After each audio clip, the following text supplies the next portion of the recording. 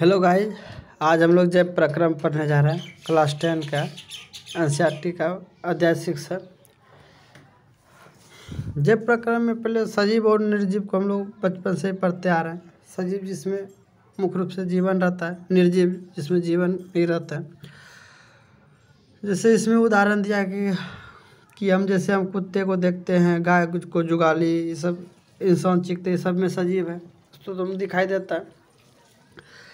और देखिए निर्जीव क्या होते हैं। निर्जीव में हम लोग देखते हैं कि जिसमें जीवन नहीं होते हैं। लेकिन पौधे देखिए, कुछ का जीवन तो हमको दिखाई पड़ जाता है, लेकिन पौधे में लगता है कि वृद्धि नहीं हो रहा है। पौधे कहता है कि पौधे के बारे में हम पत्तियों को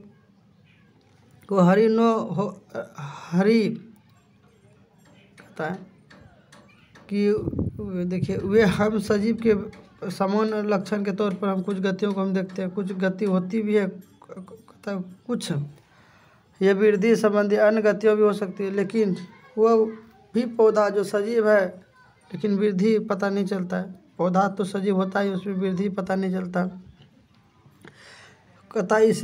दिखाई देने वाला गति जीवन के लिए ही परिभाषित लक्षण के पर्याप्त नहीं है, यानी लक्षण नहीं भी दिखाई देता फिर वो सजीव ही है। कुछ इस स्केल पर उसकी गतियों को दिखाई देता है, कुछ स्केल पर भी दिखाई नहीं देता है। उदाहरण के लिए अणुओं की गति जो पदार्थ में जो अणुओं की गति होती है, यानी कोई भी गति पौधे की अणु की गति न पाया जाता, उसका गति हमको दिखाई नहीं देता है, वो दृश्य होते हैं।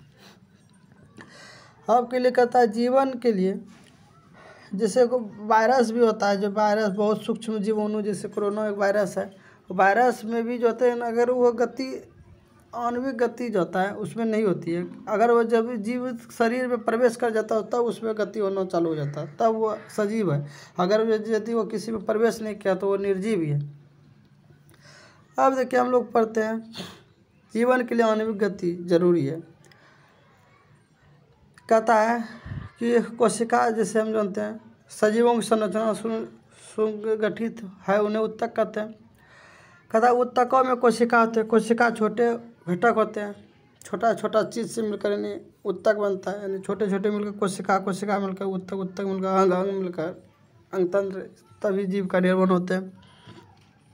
कहता है हमारे शरीर में यानी बहुत ऐसे क्रिया रहती है जिससे कि व्यवस्था करता है। हमारे शरीर में जो सजीव होते हैं संगठित और व्यवस्थित संरचना पर्यावरण के प्रभाव के कारण वो टूटते रहते हैं। कहता अधिक समय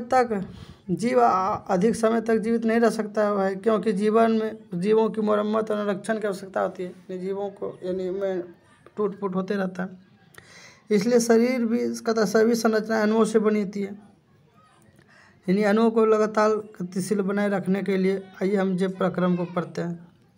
वही कहता है जैव प्रक्रम, कहता है जब हम लोग सोते हैं बैठते हैं तब फिर वो जैव प्रक्रम चलते रहता है। यानी हमेशा वे सभी प्रक्रम जो सम्मिलित रूप से अनुरक्षण का कार्य करें, यानी जीवन को यानी मेंटेन बनाने रखने का कार्य करें, यानी अनुरक्षण का कार्य करें, उसे हम लोग जैव प्रक्रम कहते हैं।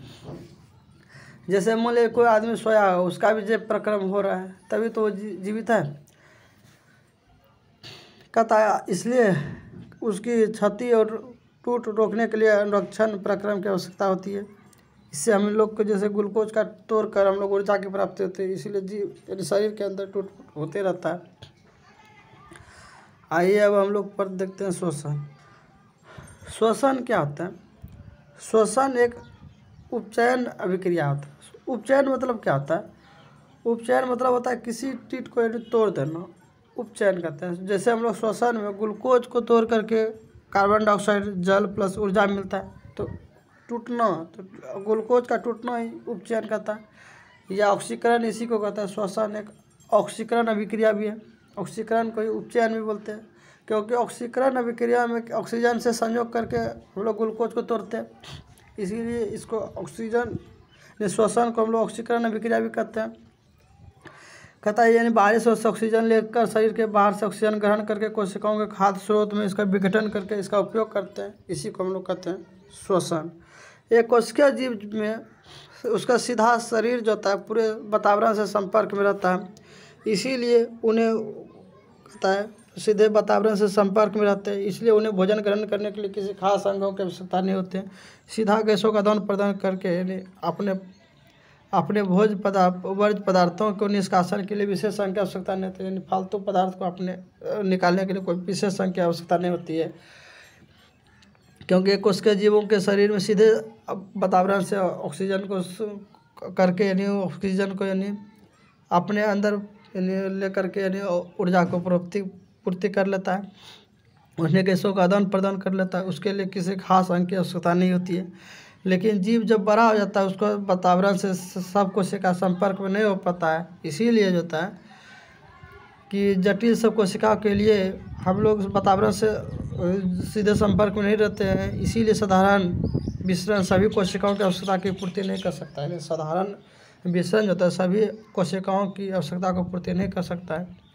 इसलिए कहते हैं बहुकोशिकीय जीवों में विभिन्न कार्य करने के लिए भिन्न अंग विशिष्टकृत हो जाते हैं। यानी बहुत बड़े बड़े विशिष्ट अंग होते हैं, उनके लिए खाने के लिए अलग, सब श्वसन के लिए अलग अलग हर चीज़ अंग होते हैं। और जीवों के शरीर उन्हें संगठन से परिचित है, जीवों के शरीर उनके संगठन से परिचित है। भोजन ऑक्सीजन को ग्रहण करने के लिए विशिष्ट कार्य होते हैं। अब देखिए भोजन ऑक्सीजन एक स्थान से दूसरे स्थान जाने के लिए वहन तंत्र की आवश्यकता होती है, यानी ले जाने के लिए खून के द्वारा भी प्रवेश करता है, इसलिए वहन तंत्र भोजन ऑक्सीजन को एक स्थान से दूसरे स्थान लाने के लिए वहन तंत्र की आवश्यकता होती है। कहता है हम लोग रासायनिक अभिक्रियाओं में कार्बन स्रोत या ऑक्सीजन का उपयोग करके ऊर्जा प्राप्ति करते हैं, ऑक्सीजन का उपयोग करके हम लोग एनर्जी यानी प्राप्त करते हैं। कहता तब ऐसे उत्पाद जो शरीर की कोशिकाओं में न केवल अनुपयोगी हो और हानिकारक हो तो उन्हें शरीर से बाहर निकाल देते हैं। जो शरीर से यानी जो फालतू पदार्थ बनता है यानी ऑक्सीजन के बाद यानी जिससे कार्बन डाइऑक्साइड बना बेकार पदार्थ, भोजन करने के दौरान भी ऐसा अपशिष्ट पदार्थ बन जाता है जिससे बाहर निकालना बहुत ज़रूरी होता है, उसी को कहते हैं उत्सर्जन। कहता है कि सभी बहुकोशिकीय जीवों में मूल नियमों को पालन करना इसका मुख्य कार्य होता है कि परिवहन तंत्र की आवश्यकता जो होता है आवश्यकता अपशिष्ट पदार्थों को कोशिका से उत्सर्जन ऊतक तक पहुँचाने की होती है। अब हम लोग क्वेश्चन देखते हैं। कहता है सभी बहुकोशिकीय जीवों में ऑक्सीजन की आवश्यकता पूरा करने में विसरण क्यों पर्याप्त नहीं है? इसलिए पर्याप्त नहीं है क्योंकि वो वातावरण का शरीर जो होता है यानी पूरे शरीर जो होता है बहुकोशिकीय जीव यानी बहुत कोशिका से जो शरीर मिलकर बना होता है बहुत बड़ा जीव, तो उसमें उसका वातावरण से सभी कोशिका संपर्क में नहीं आ पाता है, इसीलिए बहुकोशिकीय जीवों में विसरण आवश्यकता की पूर्ति नहीं कर सकता। अब देखिए होता है दूसरा क्वेश्चन, कोई वस्तु सजीव है इसका निर्धारण करने के लिए आप किस मापदंड का प्रयोग करेंगे? कहता है सजीवों की संरचनाएं जो होती है अणुओं से मिलकर बनती है। सजीव जो होता है बहुत सभी सजीव जो होता है अणुओं से मिलकर बनी होती है, इसलिए सजीवों को अपनी संरचनाओं के लिए मरम्मत जरूरी होता है, यानी अपने को संरचना करने के लिए उसको टूट फूट होना जरूरी है, इसलिए अणुओं में गतिशील रखने की क्षमता होनी चाहिए।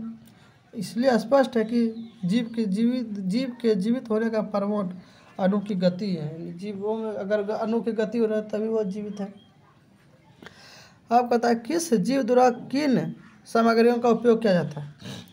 कहता है किसी भी जीव द्वारा ऑक्सीजन जल भोजन जैसे कच्ची सामग्रियों का उपयोग हम लोग करते हैं। कच्ची सामग्री के रूप में किसका उपयोग होता है? ऑक्सीजन जल और भोजन जैसे कच्ची सामग्री का उपयोग करते हैं। भोजन जो हम लोग जीव द्वारा ऊर्जा और पदार्थ के स्रोत के रूप में इसका उपयोग करते हैं। ऑक्सीजन जैसे पदार्थों को अभिखंडन करके